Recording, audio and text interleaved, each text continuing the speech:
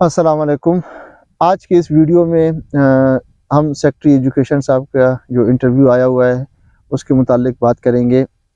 Secretary education साहब के interview में जो वो कह रहे हैं कि हम HEC से MOU साइन करवा लेंगे, तो बहुत से दोस्त परेशान हैं कि वो HEC से कॉन्ट्रैक्ट साइन करवाने जा रहे हैं। ऐसा क्यों है? जो हमने टेस्ट दिया तो क्या वो ज़ाया जाएगा?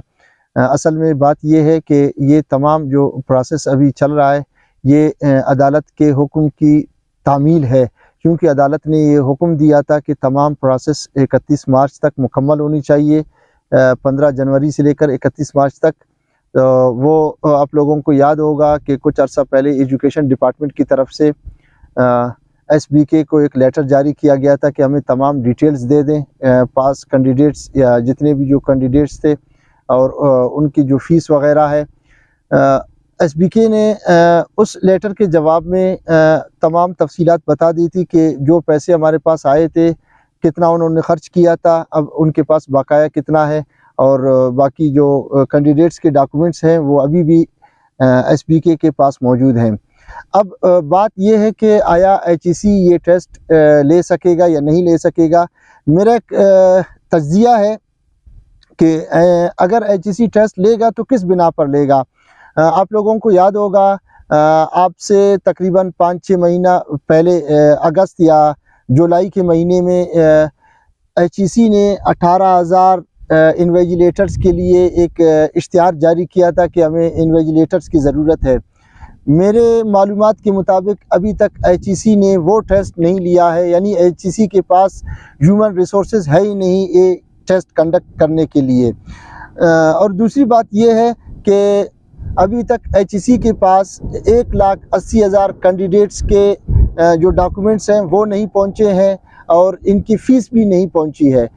चूँकि सेक्रेटरी साहब ने ये बताया था कि अब पोस्टों की तादाद ज़्यादा है, 12,000 प्लस है, तो 8,552 पोस्ट पहले के हैं। अब इस दौरान मज़ीद पोस्ट वैकेंट हो गए हैं तो 12,000 तक पहुंच गए हैं।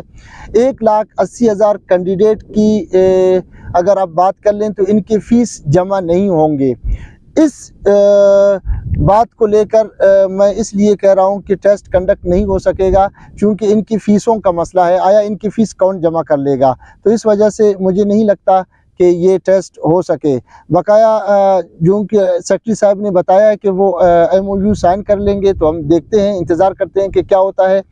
इस दौरान अगर HEC की तरफ से कोई इश्तिहार आता है तो न सिर्फ मैं बल्कि मैं तमाम अपने दोस्तों को कहूँगा कि वो ज़रूर पार्टिसिपेट कर लें और डॉक्यूमेंट्स जमा कर दें। लेकिन चूँकि आप लोगों को पता है कि सुप्रीम कोर्ट में इस वक्त केस चल रहा है, सिर्फ डेट मिलने की देरी है।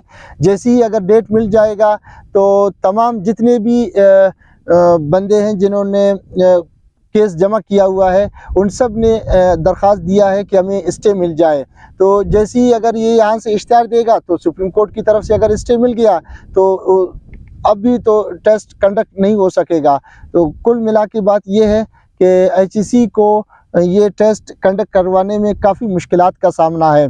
और उसने उसी वक्त अदालत में ये इनकार किया था कि ये टेस्ट हमसे नहीं हो सकेगा। उसकी वजह ये है कि हम डिस्ट्रिक्ट की सतह पर हमारे पास इतनी कैपेसिटी नहीं है कि हम टेस्ट ले सकें, हम तो डिवीज़न की सतह पर टेस्ट लेंगे। मुझे याद पड़ता है कि जज साहब ने कहा था कि कोयटा में हम आपको जगह दे देंगे कि आप टेस्ट ले लें। अब बात ये है कि उस टाइम जिस टाइम HEC के नुमाइंदे ने ये कहा था कि हम डिवीज़न सतह पे टेस्ट लेंगे और सिर्फ कोयटा में टेस्ट ले सकेंगे, तो आप ख़ुद अंदाज़ा कर लें आया 1,80,000 कैंडिडेट पहले के हैं। अब चूँकि पोस्टों की तादाद बढ़ गई है तो कैंडिडेट्स की तादाद भी बढ़ जाएगी, 2 लाख से अबव कर जाएगी। तो क्या इतने तमाम कैंडिडेट्स को कोयटा में इनका टेस्ट कंडक्ट करवाना इतनी कम मुद्दत में, कि अदालत का हुक्म है कि 31 मार्च तक ये तमाम चीज़ें मुकम्मल होनी चाहिए, आप ख़ुद अंदाज़ा कर लें, मुझे नहीं लगता कि इतनी जल्दी ये चीज़ें हो सकें। तो अगर इस दौरान HEC इश्तिहार करवाएगा तो हम बेशक उसमें जो है पार्टिसिपेट कर लेंगे। और आखिर में मैं ये बता दूं दोस्तों को कि अभी तक सुप्रीम कोर्ट की तरफ से हमें कोई डेट नहीं मिला है। आज भी मैंने राब्ता किया, लोग गए हुए थे सुप्रीम कोर्ट में डेट लेने के लिए, चूँकि उन्हें डेट कोई नहीं मिला है अभी तक। جیسی ہی کوئی ڈیٹ مل جائے گا تو انشاءاللہ دوستوں کو ہم اطلاع ضرور کریں گے کیس کے متعلق. شکریہ والسلام.